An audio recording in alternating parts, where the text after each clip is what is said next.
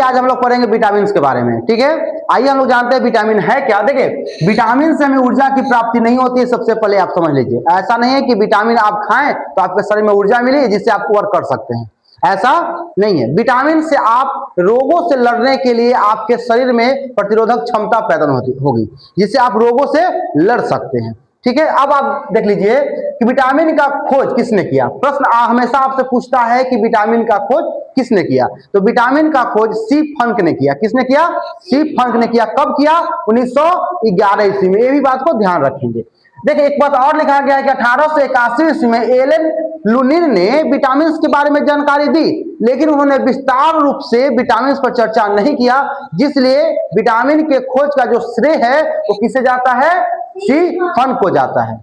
अब बात कर लेते हैं हम लोग। देखिए कि विटामिन की कमी से रोग होता है, यह इजकमान ने सबसे पहले 1897 ईस्वी में बताया। किसने बताया? इजकमान ने। कब बताया? 1897 ईस्वी में उन्होंने बताया कि विटामिन की कमी से रोग होता है। यह प्रश्न पूछा गया है। अब बात कर लेते हैं, इन्होंने विटामिन की कमी से होने वाला पहला रोग भी बताया जिसका नाम था बेरी। आप जानते हैं कि B1 के कमी से कौन सा रोग होता है? बेरी। और इन्होंने इजकमान ने ही सबसे पहले बताया कि विटामिन के कमी से रोग होता है। वह कमी से जो रोग होने वाला रोग था वह बेरी उन्होंने सबसे पहले बताया। और आप जानते हैं विशेष इसके हम लोग पढ़ेंगे किस विटामिन की कमी से बेरी होता है।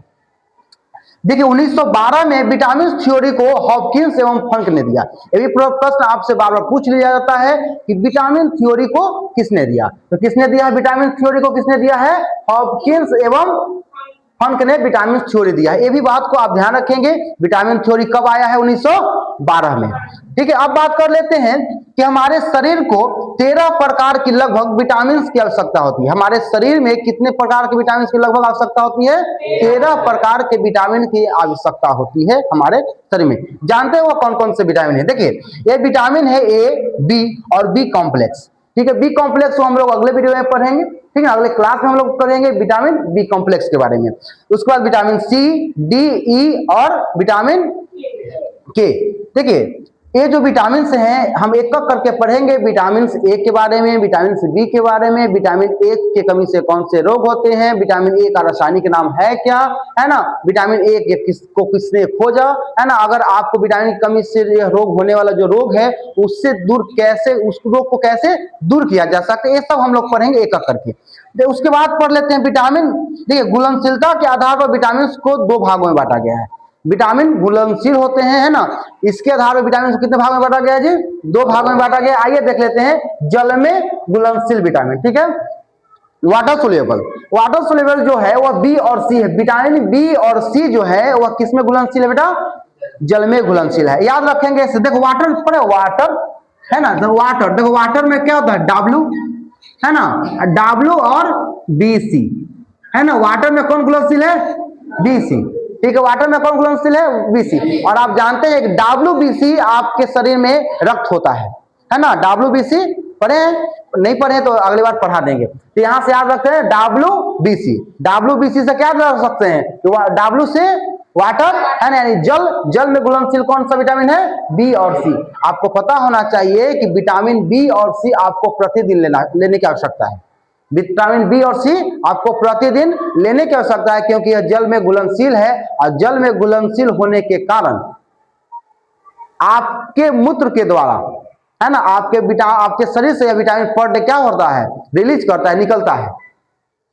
तो शरीर में विटामिन बी और सी की कमी हो जाएगी पर डे अगर आप नहीं लीजिएगा तो विटामिन बी और सी पर डे लेने वाले विटामिन है क्योंकि यह जल में घुलनशील है और पेशाब के द्वारा बाहर निकल जाती है। उसके बाद दूसरा आप जो घुलनशील विटामिन है वह वसा में घुलनशील है, फैट सोल्यूबल है। किसमें घुलनशील है बेटा? वसा में। वह विटामिन है डी, ई, के और ए। इसको याद रख सकते हैं, डेका किसमें घुलनशील है? वसा में। एक बात और याद रख सकते हैं कि BC पानी, डेका तेल मतलब वसा, है ना। तो BC किसमें? पानी में, और डेका तेल में। डेका का मतलब D, E, K और A विटामिन जो है वह वसा में घुलनशील है, अर्थात तेल में घुलनशील है।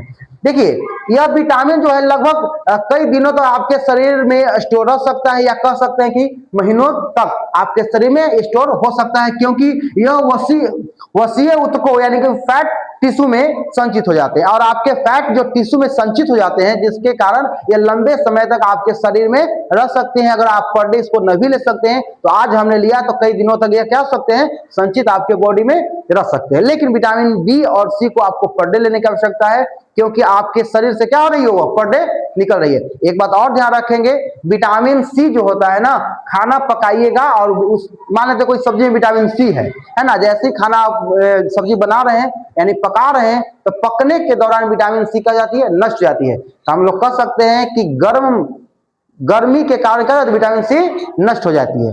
ठीक है, तो विटामिन सी आप डायरेक्ट कैसे ले सकते हैं, आंवला खा लीजिए ऐसे तो आप ले सकते हैं, उसका चटनी बना लीजिए तो आप ले सकते हैं। लेकिन आंवला का अगर सब्जी बना के खाना चाहिएगा तो उसमें से विटामिन सी क्या हो जाएगी, नष्ट हो जाएगी। तो ये बात आपने जाना कि जल में घुलनशील विटामिन, वसा में घुलनशील विटामिन। ठीक है, अब हम लोग एक एक करके विटामिन को पढ़ेंगे। सबसे पहले आइए हम लोग पढ़ते हैं विटामिन ए के बारे में। ठीक है, ये देखते हैं हम लोग विटामिन ए के बारे में। ठीक है, विटामिन ए के बारे में विस्तृत जानकारी लेते हैं। ठीक है, विटामिन ए का जो खोज जिसने किया था वो मैकलन ने किया था। कब किया था भाई, तो 1915 ईस्वी में किया था। ये बात याद रखेंगे, प्रश्न हमेशा पूछ लेता है कि विटामिन ए की खोज किसने किया। आगे देखते हैं कि इसका रासायनिक नाम क्या है, तो विटामिन ए का रासायनिक नाम रेटिनॉल है।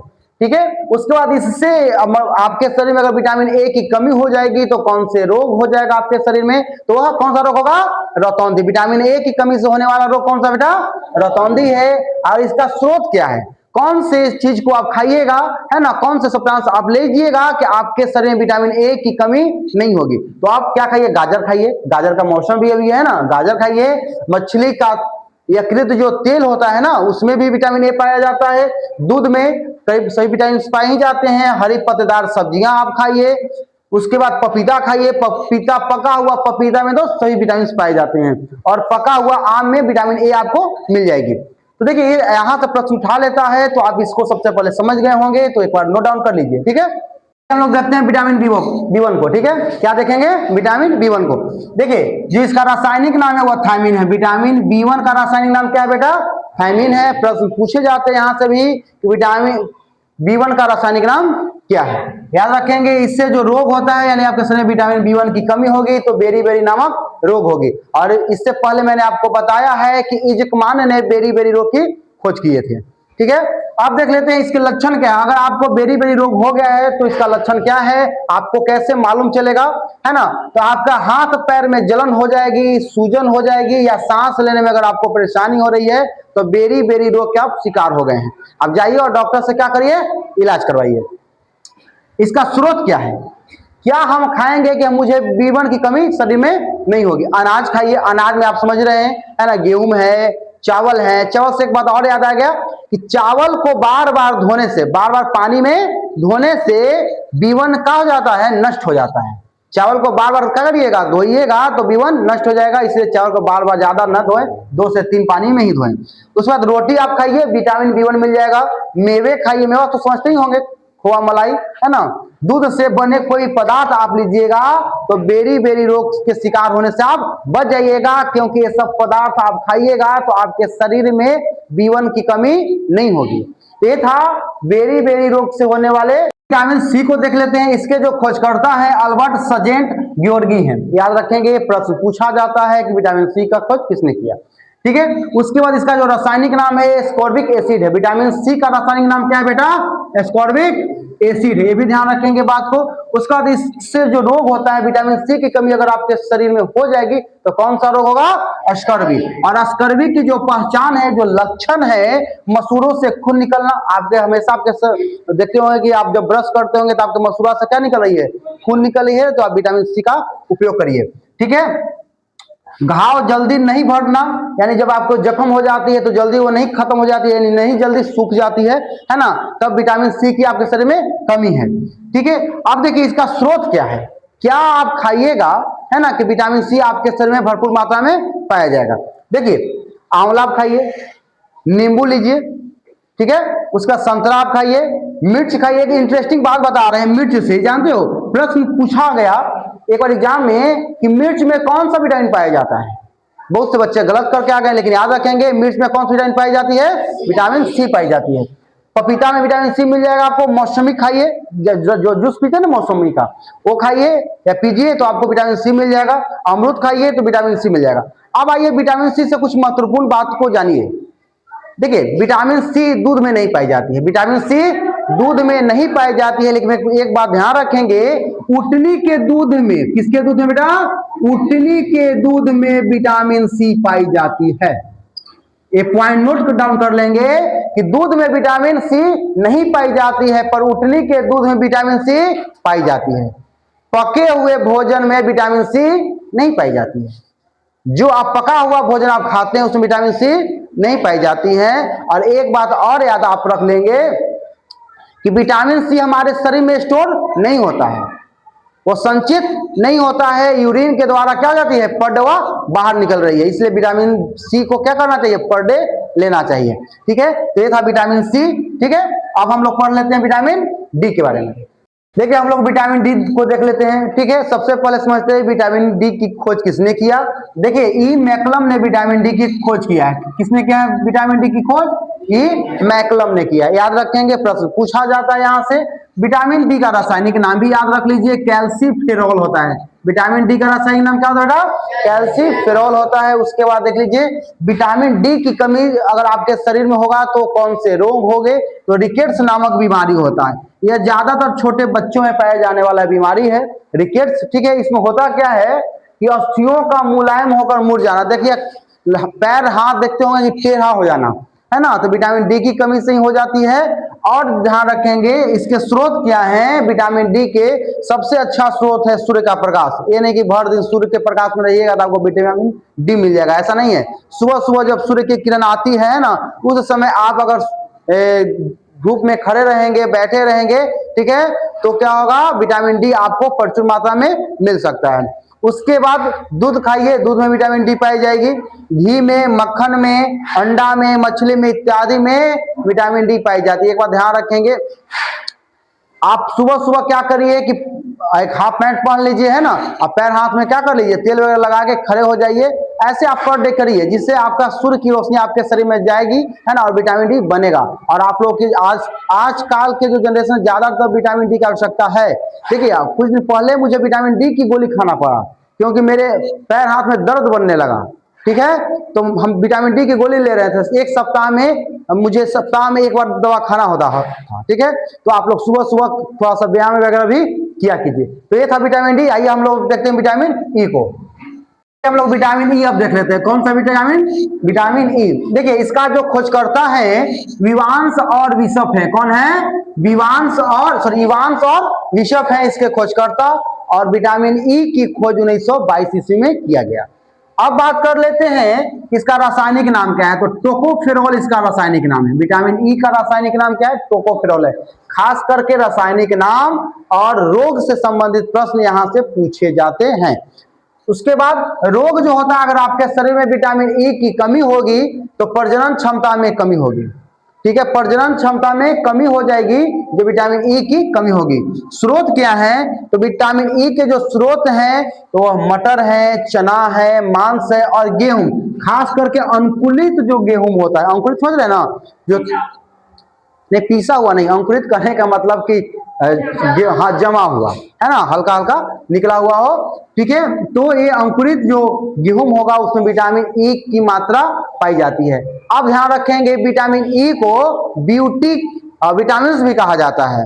ठीक है, इसको क्या कहा जाता है, विटामिन, इसको ब्यूटी विटामिन यानी सुंदरता का विटामिन। देखिएगा विटामिन ई की कैप्सूल भी आता है, गोली आता है।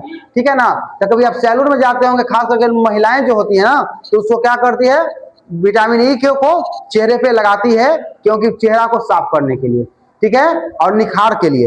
तो विटामिन ई को क्या कहते हैं, ब्यूटी विटामिन के भी नाम से जाना जाता है। अगर आपको प्रश्न पूछे कि ब्यूटी विटामिन के नाम से किस विटामिन को जाना जाता है, तो विटामिन ई। ठीक है, चलिए अब देख लेते हैं हम लोग विटामिन, लास्ट विटामिन बचा विटामिन के। चलिए लास्ट हम लोग देख लेते हैं विटामिन के। ठीक है, देखिए इसके जो खोजकर्ता है हेनरिक डेम है। कौन है बेटा, हेनरिक डेम। इसके जो रासायनिक नाम है फिलोक्विनोन है। क्या है, फिलोक्विनोन है। ठीक है, याद रखेंगे, प्रश्न पूछा जाता है खोजकर्ता के साथ साथ रासायनिक नाम भी। और इसके जो विटामिन, अगर आपके शरीर में विटामिन के की कमी होगी तो रक्त का थक्का नहीं जमेगा। देखिए कभी कभी आपका हाथ कट जाता है, ठीक है ना, तो देखते हैं कि लगातार ब्लड दे रही है ना, तो ऐसा होगा, मान लीजिए कि आपके शरीर में विटामिन के की कमी हो गई है। लेकिन जिनके भी शरीर में विटामिन के की कमी नहीं होती है, हाथ कटती है या कहीं पे पाँव हाथ कहीं पे कटती है, तो कुछ देर के बाद खुद पे खुद ब्लड क्या हो जाती है, रुक जाती है, वहां पे थक्का जैसा बन जाता है, ठीक है ना। तो अगर आपके विटामिन सी की सॉरी विटामिन के की कमी होगी आपके शरीर में, तो रक्त का थक्का नहीं बनेगी। इसके स्रोत क्या है, पनीर खाइए, टमाटर खाइए, हरी पत्तेदार सब्जियां खाइए। तो यह थे मुख्यतः कुछ विटामिन।